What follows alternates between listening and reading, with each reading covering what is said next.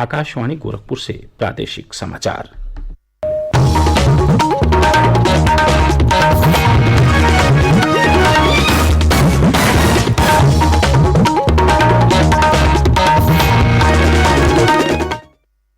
नमस्कार, समाचार बुलेटिन के साथ मैं वेद प्रकाश पाठक। पहले मुख्य समाचार।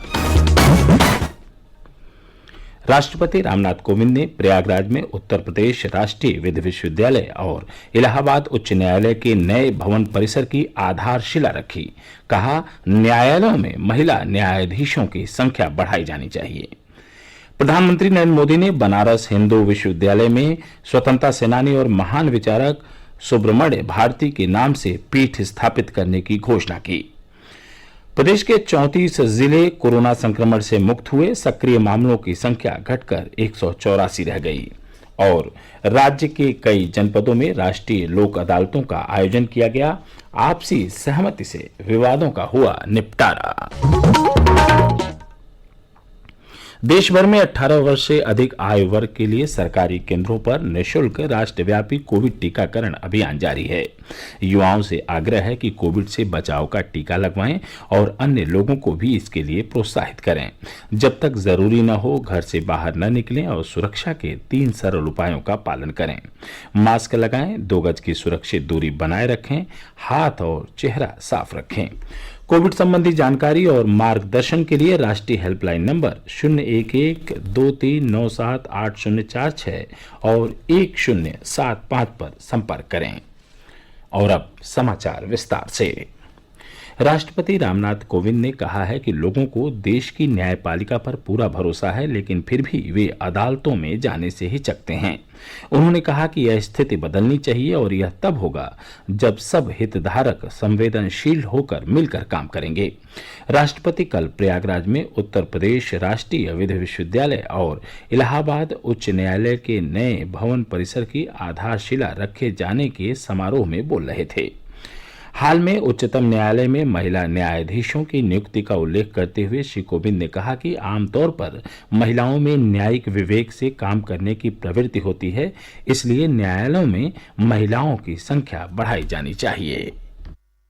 हम सब लोग जानते हैं कि न्यायपालिका में महिलाओं की भागीदारी का एक नया इतिहास रचा गया। मैंने उच्चतम न्यायालय में 3 महिला न्यायाधीशों सहित 9 न्यायाधीशों की नियुक्ति को स्वीकृति प्रदान की। आज उच्चतम न्यायालय में नियुक्त कुल 33 न्यायाधीशों में 4 महिला न्यायाधीशों की उपस्थिति न्यायपालिका के इतिहास में आज तक की सर्वाधिक संख्या है। इन नियुक्तियों में भविष्य में एक महिला चीफ जस्टिस ऑफ इंडिया बनने का मार्ग भी प्रशस्त हुआ है। सही मायने में न्यायपूर्ण समाज की स्थापना तभी संभव होगी जब अन्य क्षेत्रों सहित देश की न्याय व्यवस्था में भी महिलाओं की भागीदारी बढ़ेगी। राष्ट्रपति ने कहा कि केंद्र और राज्य सरकारें देश में बेहतर न्यायिक व्यवस्था बनाने के लिए न्यायपालिका के साथ मिलकर काम कर रही हैं।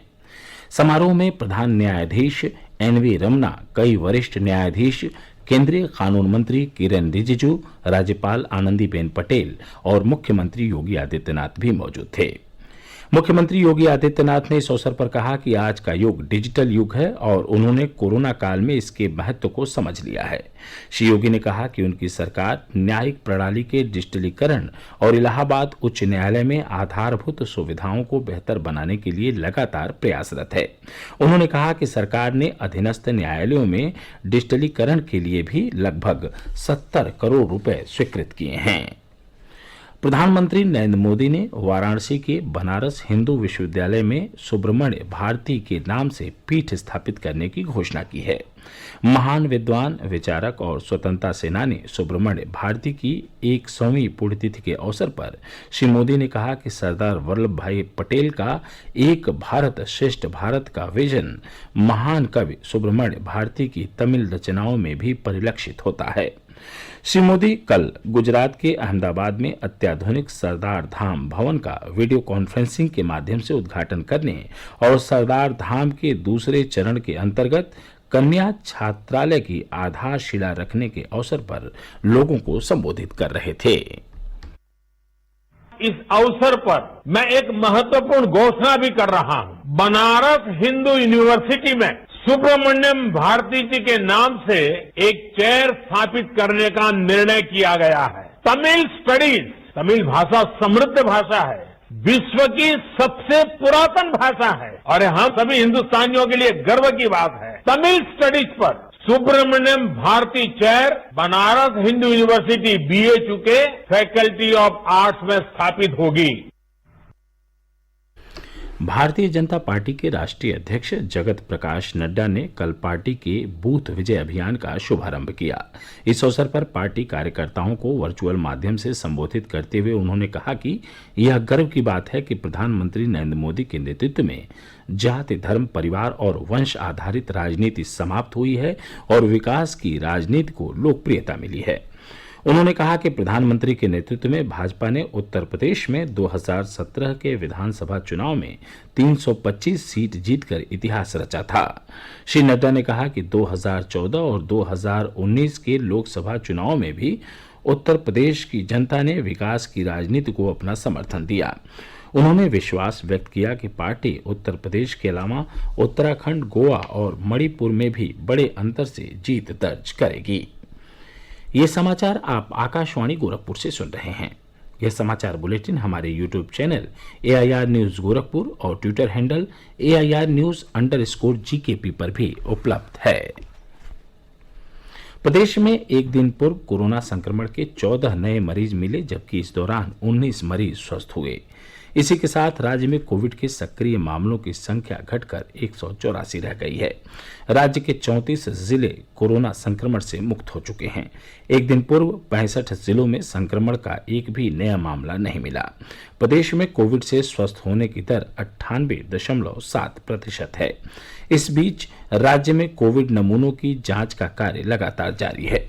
एक दिन पूर्व 2,17,000 से अधिक नमूनों की जांच की गई। अब तक 7,47,00,000 से अधिक नमूनों की जांच की जा चुकी है। राज्यपाल आनंदीबेन पटेल ने मुख्यमंत्री योगी आदित्यनाथ की अध्यक्षता में उत्तर प्रदेश हिंदी संस्थान का पुनर्गठन किया है। इसमें 21 पदेन सदस्य और 21 मनोनीत सदस्य नियुक्त किए गए हैं। काशी हिंदू विश्वविद्यालय वाराणसी के प्राचीन भारतीय इतिहास, संस्कृत एवं पुरातत्व विभाग की प्रोफेसर सुमन जैन को 3 वर्षों के लिए सदस्य बनाया गया है। प्रदेश में कल कई जिलों में राष्ट्रीय लोक अदालतों का आयोजन किया गया। गोरखपुर में आयोजित लोक अदालत में 1 लाख से अधिक मामलों का निस्तारण किया गया। मऊ के जनपद न्यायालय प्रांगण में आयोजित लोक अदालत में कल 31,744 मामले निस्तारित किए गए। बलिया जनपद में लोक अदालत का आयोजन दीवानी न्यायालय में हुआ। इसमें 17,244 मामलों का निस्तारण किया गया। जौनपुर जिले में लोक अदालत में आपसी सुलह के आधार पर कल 12,719 वाद निस्तारित किए गए। पीलीभीत जिले में आयोजित लोक अदालत का शुभारंभ जिला न्यायाधीश सुधीर कुमार ने किया। उन्होंने कहा कि मामलों का आपसी सहमति से निपटारा विवादों का बेहतर हल होता है। कौशाम्बी जनपद में भी लोक अदालत में कल जमीनी विवाद, महिला उत्पीड़न, घरेलू हिंसा, बैंक रेड, बिजली बकाया, ई चालान जैसे मामलों का सुलह समझौते के माध्यम से निस्तारण किया गया। देवरिया जिले में वायरल बुखार के बढ़ते मामलों को देखते हुए स्वास्थ्य विभाग ने जिला चिकित्सालय में फीवर ओपीडी का समय बढ़ाकर सुबह 8 बजे से रात 8 बजे तक कर दिया है। पैथोलॉजी लैब भी सुबह 8 बजे से रात 8 बजे तक खुली रहेगी। लैब में जांच के लिए नमूने शाम 5 बजे तक लिए जाएंगे। जनपद के मुख्य चिकित्सा अधिकारी डॉक्टर आलोक कुमार पांडे ने बताया कि जिले में बुखार से पीड़ित लोगों के इलाज के लिए समुचित प्रबंध किए गए हैं। राज्य में प्रधानमंत्री आवास योजना और मुख्यमंत्री आवास योजना के तहत गरीब परिवारों को पक्के मकान देने का कार्य लगातार जारी है। बलिया जिले में पिछले 4.5 वर्षों में 35,000 से अधिक परिवारों को आवास उपलब्ध कराए गए हैं। परियोजना निदेशक DN दुबे ने बताया कि वर्ष 2016-17 से अब तक कुल 49,136 आवास स्वीकृत हुए, जिनमें 35,358 का आवंटन लाभार्थियों को किया जा चुका है। और अंत में इस बुलेटिन के मुख्य समाचार एक बार फिर। राष्ट्रपति रामनाथ कोविंद ने प्रयागराज में उत्तर प्रदेश राष्ट्रीय विधि विश्वविद्यालय और इलाहाबाद उच्च न्यायालय के नए भवन परिसर की आधारशिला रखी। कहा, न्यायालयों में महिला न्यायाधीशों की संख्या बढ़ाई जानी चाहिए। प्रधानमंत्री नरेंद्र मोदी ने बनारस हिंदू विश्वविद्यालय में स्वतंत्रता सेनानी और महान विचारक सुब्रमण्य भारती के नाम से पीठ स्थापित करने की घोषणा की। प्रदेश के 34 जिले कोरोना संक्रमण से मुक्त हुए, सक्रिय मामलों की संख्या घटकर 184 रह गई और राज्य के कई जनपदों में राष्ट्रीय लोक अदालतों का आयोजन किया गया। आपसी सहमति से विवादों का हुआ निपटारा। इसी के साथ प्रादेशिक समाचारों का बुलेटिन समाप्त हुआ। नमस्कार।